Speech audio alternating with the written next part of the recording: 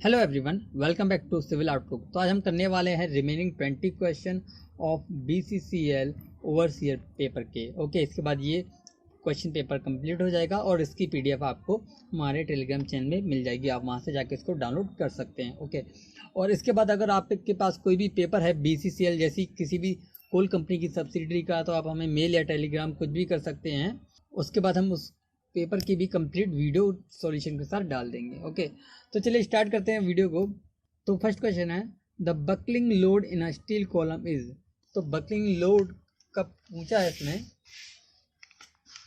तो buckling load का formula क्या होता है? P equal to pi square EI upon LE²। ठीक है, इफेक्टिव लेंथ का स्क्वायर। और यहाँ पे ऑप्शन की ओर नजर करेंगे आप लोग तो स्लेंडरनेस रेशियो का जिक्र दिखेगा आपको, यानी कि स्लेंडरनेस रेशियो से रिलेशन पूछा है। तो हम इसको तो कांस्टेंट मानते हैं कि पाई भी कांस्टेंट रहने वाला है, ई भी कांस्टेंट रहने वाला है। ठीक है, अब आई को हम लोग इस तरह लिख सकते हैं, यहाँ पे इसको इक्वल करके आई इक्वल टू AK²। ठीक है, अपन इफेक्टिव लेंथ का स्क्वायर। जब मैं के को इसके नीचे लेके आऊंगा तो ये वैल्यू इस तरह हो जाएगी मेरी A/LE/K ब्रैकेट का होल स्क्वायर, यानी कि ये तो लैम्डा होता है ना, सिलेंडर रेशियो क्या होता है? Effective length upon least radius of gyration, और इसी का स्क्वायर ये स्क्वायर है, यानी कि मैं कह सकता हूँ P इनवर्सली प्रोपोर्शनल होता है लैम्डा के। तो फर्स्ट ऑप्शन देखते हैं हम लोग, directly proportional to the slenderness ratio. Directly तो होता ही नहीं है, गलत है एकदम। Inversely proportional to the slenderness ratio, यानी हाँ इनवर्सली होता है। ओके, तो इसके according option number 2 is the right answer. तो नेक्स्ट क्वेश्चन है, the difference between the total energy line and HGL line represents, यानी कि आपका जो TEL होती है और HGL होती है, इन दोनों के बीच में जो डिफरेंस होता है वो होता है वेलोसिटी हेड का, जिसको हम लोग रिप्रेजेंट करते हैं V² डिवाइड बाय 2G से। तो फर्स्ट ऑप्शन देखते हैं, द वेलोसिटी हेड, यानी कि option number 1 is the right answer. Okay, तो नेक्स्ट क्वेश्चन की ओर बढ़ते हैं। अगला क्वेश्चन है, a beam ABC is simply supported at A and B, यानी कि A पे और B पे सिंपली सपोर्टेड है। ओवरहैंगिंग BC है शोन इन फिगर, यानी कि BC पार्ट जो है वो ओवरहैंगिंग है। It carries load as shown in the figure, दो लोड लगे हुए हैं, यहाँ पे 4P का लगा हुआ है, यहाँ पे आपका W का लगा हुआ है। Okay, if both the reaction are equal, यानी कि RA equal to RB, then what will be W, यानी कि W की वैल्यू आपको निकालनी है। ठीक है, तो यहाँ से हम लोग सीधे एक इक्वेशन लिखते हैं कि RA plus RB equal to 4P plus W होने वाला है। ओके, क्योंकि RA इक्वल टू RB है तो उसको हम लोग डायरेक्टली लिख सकते हैं 2R equal to 4P plus W। Okay, equation 1 हो गई है। अब इसके बाद सेकंड इक्वेशन में हम लोग क्या करते हैं, मोमेंट अबाउट A लेते हैं हम लोग जीरो करके। ठीक है, submission moment about A equal to 0, तो वहां पे हम लोग लिख सकते हैं RB, जिसको मैं सिर्फ R लिखता हूँ क्योंकि दोनों बराबर है। R इंटू ये होने वाला है यहाँ से 4 and 2 6, यानी 6 इज इक्वल टू, अब 4P लोड लेते हैं, यानी कि 4P इंटू कितना डिस्टेंस है, 2 है, 2 प्लस W इंटू ये कितना डिस्टेंस है, 2 4 6। ठीक है, ये पूरा कंप्लीट होके क्या हो जाएगा, 8 हो जाएगा, 8। ये इक्वेशन 2 हो गई, यानी कि इक्वेशन 1 और 2 को जब आप सॉल्व करेंगे तो जो W की वैल्यू आने वाली वो आने वाली 4P/5। ओके, यानी कि according to this option number 4 is the right answer. Okay, इन दोनों को सॉल्व करेंगे इक्वेशन को तो ये वैल्यू आपकी आ जाएगी। ओके, तो चलिए बढ़ते हैं नेक्स्ट क्वेश्चन की ओर। अगला क्वेश्चन है, the BM of a cantilever beam at A as shown in the figure, यानी कि A पॉइंट पे आपको बेंडिंग मोमेंट बताना है। तो ये वाला जो बेंडिंग मोमेंट लग रहा है वो लग रहा है आपका एंटी क्लॉकवाइज। ओके, मैं यहाँ पे मोमेंट अबाउट A लेता हूँ, तो यहाँ आता है ये 2T into 2 minus 4T equal to कितना आ जाएगा, 0, यानी कि option number 1 is the right answer. Okay, तो नेक्स्ट क्वेश्चन है, a dry soil sample has equal amount of solids voids by volume, यानी कि आपका जो ड्राई सैंपल है उसमें जो इक्वल अमाउंट ऑफ सॉलिड, यानी कि volume of solids and voids by volume, यानी कि वॉल्यूम ऑफ वॉइड्स, ये इंपॉर्टेंट पॉइंट्स हैं यहाँ पे। ठीक है, it's void ratio and porosity, यानी कि E की वैल्यू पूछिए और N की वैल्यू पूछिए। ओके, तो ये इंपॉर्टेंट बात है, यहाँ पे इसका रिलेशन दे रखा है आपको। तो हम लोग देखते हैं वॉइड रेशियो का फॉर्मूला क्या होता है, E इक्वल टू होता है VV डिवाइड बाई VS, यानी कि ये दोनों इक्वल है आपस में, तो ये कैंसिल होकर क्या आएगा, 1 आएगा, यानी कि ऑप्शन नंबर इसके अकॉर्डिंग 1 एंड 4th में डाउट होने वाला है। ठीक है, अब देखते हैं पोरोसिटी की बात कि पोरोसिटी क्या होती है। ओके, पोरोसिटी को देखते हैं हम लोग, पोरोसिटी क्या होती है, n इक्वल टू होता है E अपॉन 1 प्लस ई। ओके, ई की वैल्यू कितनी आई मेरी 1 अपॉन 1 प्लस 1 यानी कि 1 डिवाइड बाई 2 यानी कि 0.5, यानी कि फर्स्ट ऑप्शन 1 है और सेकंड है 0.5 यानी कि 50। ठीक है, यहाँ इसको परसेंटेज में बदल रखा है, इस तरह से यहाँ 100 का मल्टीप्लाई करके वो 50 हो गया। ओके, तो इसके according option number 4 is the right answer. Okay, अगला क्वेश्चन है चूज द करेक्ट स्टेटमेंट, आपको करेक्ट बताना कौन सा करेक्ट है। फर्स्ट को ऑप्शन देखते हैं, plane table is more stable than a theodolite, तो ऐसा नहीं होता। ठीक है, ऑप्शन नंबर 1 गलत है, यानी कि ये कैंसिल हो जाता है यहाँ से। ठीक है, सेकंड को देखते हैं, plane table can be used to locate the point more accurately than a theodolite, ये भी गलत है, यानी कि जो सेकंड ऑप्शन है वो भी गलत है और सेकंड ऑप्शन इसमें आ रहा तो ये भी गलत है। ठीक है, थर्ड को देखते हैं, contour maps can be prepared in less time by plane table than a theodolite stadium method. हाँ, क्योंकि प्लेन टेबल में होता है क्या, हम लोग दोनों मेथड साइटिंग एंड जो ड्राइंग है वो दोनों एक साथ करते हैं, इस वजह से कम टाइम लगता है, लेकिन वो उसके कंपेयर में एक्यूरेट नहीं होता, बस टाइम होता है वो कम लगता है। तो इसके according option number 3 is the right answer. Okay, तो नेक्स्ट क्वेश्चन की ओर बढ़ते हैं। अगला क्वेश्चन है, the following methods are use for structure analysis, तो स्ट्रक्चर एनालिसिस के लिए कौन कौन से मेथड यूज होते हैं। तो फर्स्ट है मैकाले मेथड जो कि गलत है, सेकंड है कॉलम एनालॉजी मेथड यानी कि 2 सही है, थर्ड है कानिस मेथड यानी कि 3rd भी सही है, फोर्थ देखते हैं मेथड ऑफ सेक्शन यानी कि ये भी गलत है, यानी कि 2 और 3 जिसमें आ रहा है option number 3 the right answer. Okay, तो नेक्स्ट क्वेश्चन की ओर बढ़ते हैं, highway geometric are design for, देखिए ये पूरी सीरीज में आपको बताता हूँ। जो 5th होती है वो होती है आपकी लोअर, ठीक है, और आपकी जो 50th होती है वो होती है मीडियम, ठीक है, 85th होती है वो होती है अपर शेप। ठीक है, अपर शेप इतनी हम लोग डिजाइन के लिए लेते हैं कि अपर शेप इससे ज्यादा होनी नहीं चाहिए ऑन रोड, लेकिन हम डिजाइन किसके लिए करते हैं, हम लोग डिजाइन करते हैं 98th के लिए। ओके, यानी कि option number 4 is the right answer. और जो हाईएस्ट वॉल्यूम होता है वो होता है 30th हाईएस्ट वॉल्यूम। ओके, तो 98 में और 30th में आपको कंफ्यूज नहीं होने वाला है। ओके, जो हाईएस्ट वॉल्यूम होता है वो 30th होता है। ओके, तो चलिए बढ़ते हैं नेक्स्ट क्वेश्चन की ओर। नेक्स्ट क्वेश्चन है, a steel frame is shown in the given figure if joint O of the frame is rigid, यानी कि इसको रिजिड बताया गया है, the rotational stiffness of the frame at a point O is given by, यानी कि आपको rotational stiffness आपको यहाँ पे बतानी है। ओके, जो स्टिफनेस होने वाली है वो क्या होने वाली है, के ओ ए, यानी स्टिफनेस ऑफ ओ ए इसकी प्लस ओ बी और plus O C plus O D. ठीक है, मैं यहाँ पे इनकी चारों की डायरेक्ट लिख देता हूँ यहाँ पे। तो जो आपके ओ ए के लिए होने वाली है वो कितनी होने वाली है, 4EI/L, क्योंकि वो फिक्स है, और सी भी फिक्स है, तो ओ सी भी कितनी होने वाली है आपकी 4EI/L, और ये हिंज है तो उसके लिए कितनी होने वाली है, ओ बी के लिए 3EI/L।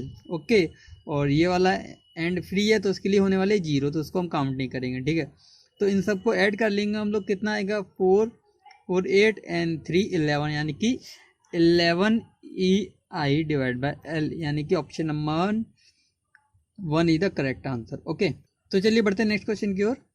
अगला क्वेश्चन है, expression for stopping side distance for a vehicle, तो SSD का फॉर्मूला क्या होता है, 0.278 VT plus V² divide by 254F। ठीक है, इसको हम लोग कन्वर्ट करके लिखते हैं kmph में, ये सारी वैल्यूज kmph में होती है, लेकिन जनरली जो फॉर्मूला होता है वो कितना होता है, VT plus V² divide by 2GF, जो कि होता है आपका मीटर पर सेकेंड में जो वेलोसिटी होती है। ओके, लेकिन ये जो फॉर्मूला होता है वो kmph में होता है पूरा। ओके, तो चलिए बढ़ते हैं नेक्स्ट क्वेश्चन की ओर। तो नेक्स्ट क्वेश्चन है, if the tensile stress of a steel bar of dia D is 140 Nm² and the bond stress is 0.6 Nm², the required bond length, यानी कि आपसे LD पूछा है, LD का फॉर्मूला कितना होता है, sigma ST into 5 divide by 4 tau BD। Okay, sigma ST की वैल्यू दे रखी है आपको कितना 140 ओके, और डी की जगह हम लोग डी लिख देते हैं यहाँ पे, और आपका 4 की जगह 4 आएगा। टाउ बी डी की वैल्यू 0.6 दे रखी है। इसको जब आप कैलकुलेट करेंगे तो अप्रॉक्स वैल्यू आएगी 58 पॉइंट समथिंग, जो आपका इक्वल है किसके, अप्रॉक्स 59 डी के। ओके, तो इसका according option number 4 is the right answer. Okay, तो नेक्स्ट क्वेश्चन है the ratio of the total elongation of a bar of uniform cross section produced under its own weight to the elongation produced by an external load equal to the weight of the bar। ठीक है, यानी कि due to आउन wait के कारण कितना होता है, वो होता है P L divide by 2AE। ठीक है, और ड्यू टू एक्सटर्नल लोड कितना होता है, PL बाई AE। जब आप इसको कैंसिल करोगे तो आंसर आएगा 1/2, यानी कि option number 3 the right answer. Okay, तो चलिए बढ़ते हैं नेक्स्ट क्वेश्चन की ओर। अगला क्वेश्चन है in a plate girder design the rivet connecting the flange angles and the flange plates have to be designed for, तो उसको हम लोग किसके लिए डिजाइन करते हैं, डबली शेयर के लिए। ओके, और नेक्स्ट क्वेश्चन है a steel beam supporting load from the floor slab as well from the wall is known as, तो ऐसी बीम को हम लोग क्या बोलते हैं, spandrel beam. Okay, option number 3 is the right answer. Next question है the modulus of elasticity of a steel is assumed to, तो वो कितना होता है 2 × 10⁵ न्यूटन पर mm स्क्वायर या फिर MPa, तो वो होता है कितना 200 किलोमीटर पर mm square. Okay, next question है if the area of tensile steel reinforcement is doubled the moment of resistance of the beam increase only by about, तो वो कितना बढ़ जाता है, अगर डबल होता है तो वो बढ़ जाता है 22%, यानी कि option number 2 is the right answer. Okay, तो नेक्स्ट क्वेश्चन है a short column of 200 by 200 mm in section is reinforced with 4 bar whose area of cross section is 20 centimeter square if permissible compressive stress in concrete and steel are 40 kilogram per centimeter square and 1300 kilogram per centimeter square, the safe load of the column should not exceed, यानी कि आपको WSM method use करना है यहाँ पे, क्योंकि आपसे safe load पूछा है। ओके, तो आपको ये फॉर्मूला होने वाला है, वो होने वाला है आपका P = सिग्मा C × AC, ठीक है, into sigma SC × ASC। Okay, यहाँ पे आपको सिग्मा C की वैल्यू दे रखी है 40 और सिग्मा SC की वैल्यू दे रखी है 1300 और AC की वैल्यू आपको निकालनी है और ASC की वैल्यू आपको ऑलरेडी दे रखी है, यानी कि इतना। आपको अननोन क्या है, अननोन है AC किस तरह निकलेगा, ये 200 mm है, लेकिन बाकी सारा डाटा आपको देखना है तो सेंटीमीटर में है, तो हम लोग इस एरिया को कन्वर्ट कर लेंगे सेंटीमीटर में, यानी कि 20 × 20 सेंटीमीटर, यानी कि आपको अगर AC निकालना है तो पूरे एरिया में से स्टील का एरिया माइनस करना है। ठीक है, क्योंकि ये स्क्वायर है तो उसको हम लोग कैसे लिख सकते हैं, 20 का स्क्वायर माइनस 20। ठीक है, ये AC की वैल्यू आ जाएगी। तो ये सारे डाटा रख के आप जब कैलकुलेट करेंगे तो आंसर आने वाला है 41200 किलोग्राम, यानी कि option number 2 is the right answer. Okay, तो चलिए बढ़ते हैं नेक्स्ट क्वेश्चन की ओर। In a plate girder the shear force in the plate girder at any section is taken by, तो जो प्लेट गर्डर होता है उसमें जो शेयर फोर्स किसके द्वारा लिया जाता है, वो लिया जाता है आपका वेब के द्वारा, यानी कि option number 1 is the right answer. Okay, और जो फ्लैंज होती है वो क्या लेती है, फ्लैंज लेती है आपका बेंडिंग मोमेंट। ओके, तो चलिए बढ़ते हैं नेक्स्ट क्वेश्चन की। अगला क्वेश्चन है hydrostatic pressure on a dam depends upon, यानी कि सिंपल सा जो कॉन्सेप्ट है P directly proportional to H होता है, यानी कि डेप्थ पे डिपेंड करता है हमेशा जो प्रेशर होता है। ओके, तो डेप्थ यानी कि option number 3 is the right answer. Okay, तो चलिए बढ़ते हैं नेक्स्ट क्वेश्चन की ओर। अगला क्वेश्चन है the slenderness ratio of a steel member is, तो स्लेंडरनेस रेशियो क्या होता है, अभी बताया था अभी, effective length upon least radius of gyration, यानी कि इफेक्टिव लेंथ यानी कि इफेक्टिव आ रहा है इन तीनों में, ठीक है, और रेडियस ऑफ जायरेशन है यहाँ पे, करस्पॉन्डिंग रेडियस जायरेशन है, यहाँ लीस्ट रेडियस जायरेशन है, यानी कि option number 4 is the right answer. Okay, next question है in arch dam the thrust of water in the reservoir is transmitted, तो वो ट्रांसफर होता है to the bottom of abutment of the dam, यानी कि option number 1 is the right answer. तो next question की ओर बढ़ते हैं। नेक्स्ट क्वेश्चन है in singly reinforced beam steel provided in only तो स्टील हम कहाँ प्रोवाइड करते हैं, सिंगली इन्फोर्स में तो हम लोग प्रोवाइड करते हैं टेंशन में, क्योंकि यहाँ पे कोई सी बीम का टाइप नहीं दिया तो हम लोग बाय डिफॉल्ट एसएसबी यानी कि सिंपली सपोर्टेड बीम लेके चलते हैं। ओके, यानी कि option number 1 is the right answer.